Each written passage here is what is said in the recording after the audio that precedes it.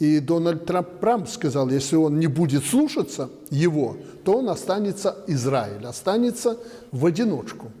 Этого больше всего Израиль боится, потому что Израиль расположен относительно недалеко от Ирана. И у Ирана есть все возможности для того, чтобы атаковать Израиль.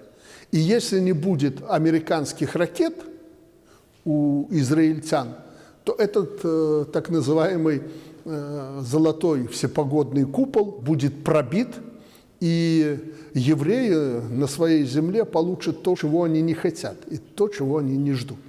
Поэтому последние события, произошедшие в отношениях между США и Израилем, говорят о том, что Израиль полностью зависим от США. Да это без событий понятно.